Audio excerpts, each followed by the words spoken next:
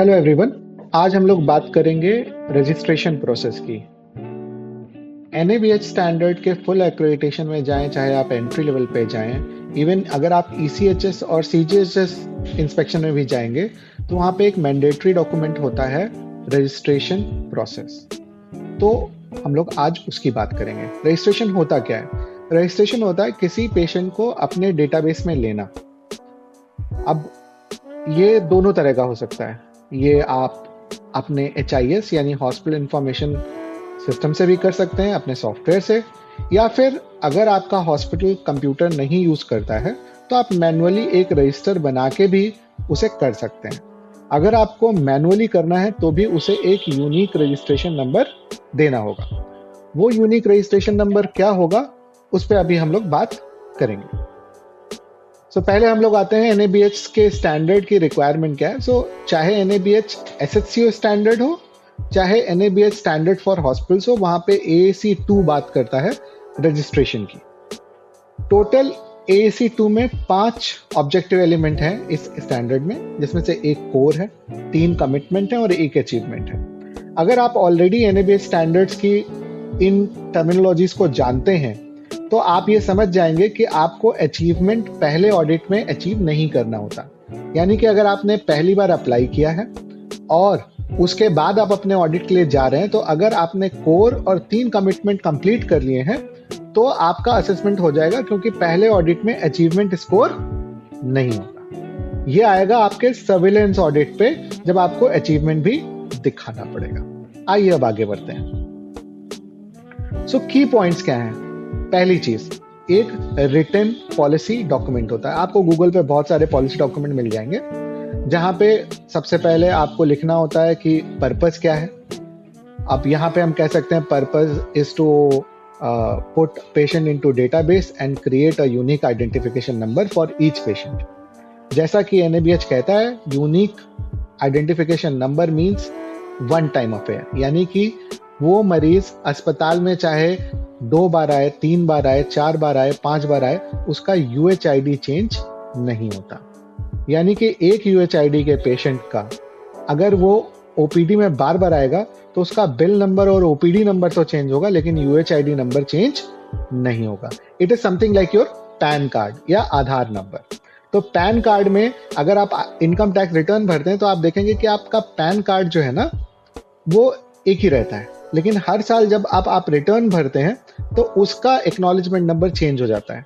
या हम कहें कि जैसे कि आपका फोन का बिल या रिचार्ज का ट्रांजैक्शन आईडी, तो आप जितनी बार जाएंगे उतनी बार आपकी ट्रांजैक्शन आईडी तो चेंज होगी, लेकिन आपका फोन नंबर चेंज नहीं होगा। तो it is a one time affair.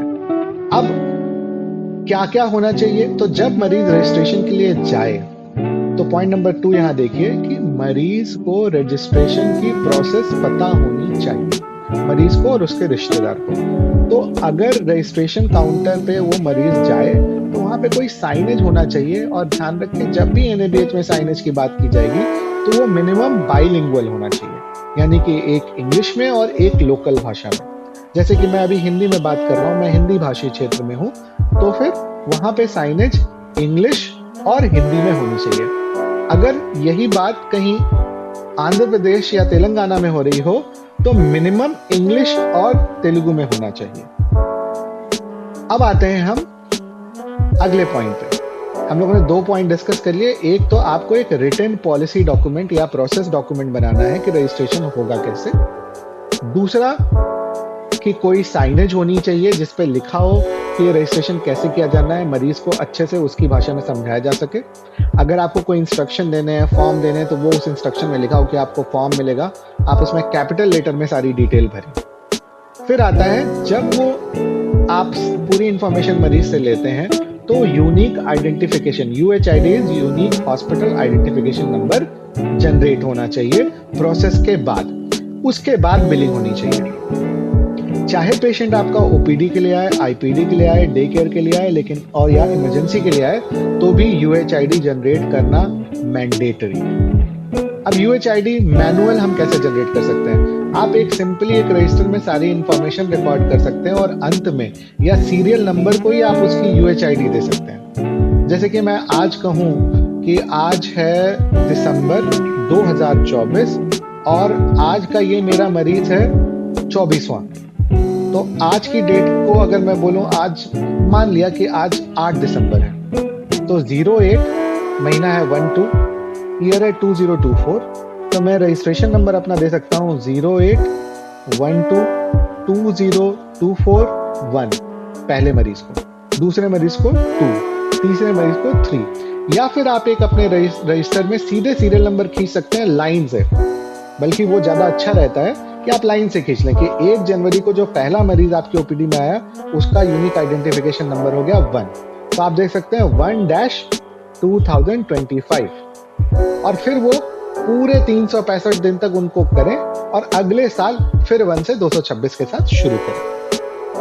इससे आपको भी पता रहेगा, अगर आप मैनुअली ये सब कर रहे हैं, कि आपके कितने मरीज ओपीडी में आए हैं। और ध्यान रखिए, चाहे आप मरीज को 0 चार्ज में देख रहे हो, फ्री ऑफ कॉस्ट देख रहे हो, तो भी आप रजिस्ट्रेशन नंबर जरूर जनरेट करें, बिकॉज उसका भी आप पर्चा तो बना ही रहे हैं। तो इसलिए आपको उसको रजिस्टर करना जरूरी है, चाहे आप 0 फीस पे रजिस्टर करें। अब दूसरी बात आती है जो NABH ने कही है कि आपको सब जगह कवर करना है। तो अगर इमरजेंसी में भी मरीज आया है तो ठीक है, उसकी सेवाएं आप शुरू कर दीजिए बिना रजिस्ट्रेशन के लिए, जब मरीज स्टेबल हो जाए।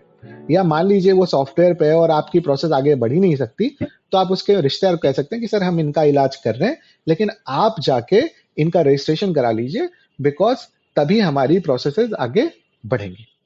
लास्ट पॉइंट है कि पेशेंट तभी एक्सेप्ट किए जाएं अगर हॉस्पिटल के पास वो सेवा उपलब्ध है। अब इसमें बड़े कॉन्फ्लिक्ट्स होते हैं, जैसे कि एक गैस्ट्रोएंटरोलॉजी हॉस्पिटल है लेकिन आसपास कोई हॉस्पिटल नहीं था, तो कोई एक कार्डियक पेशेंट लेके आ गया।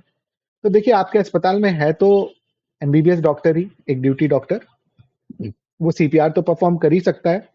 तो अगर आपके यहाँ गैस्ट्रोएंटरोलॉजी है, या लेट से आप आई हॉस्पिटल है और आसपास कोई सुविधा नहीं और आपके पास कोई इमरजेंसी में पहुंच गया, आपका अस्पताल खुला हुआ है, तो आपको इमरजेंसी सेवा तो देनी पड़ेगी। हाँ, ये बात और है कि चूंकि आप कार्डियोलॉजी हॉस्पिटल नहीं है, तो अगर मरीज को आप एक बार स्टेबल कर लेंगे तो आप उसको रेफर कर देंगे उस सेटअप में जहां पे कार्डियोलॉजी सेवा है। तो यहां पे हम लोग खत्म करते हैं इसको। ये है रजिस्ट्रेशन प्रोसेस। ये ट्रेनिंग किसके लिए जरूरी है? ये खास तौर से फ्रंट ऑफिस और हेल्प डेस्क पे बैठे स्टाफ और इमरजेंसी डिपार्टमेंट के स्टाफ के लिए जरूरी है। तो आप अपने अस्पताल में ऐसे लोग जो इन डिपार्टमेंट्स में काम करते हैं उनको ये दिखा सकते हैं। इससे उनके लिए NABH ऑडिट फेस करने में आसानी होगी। धन्यवाद।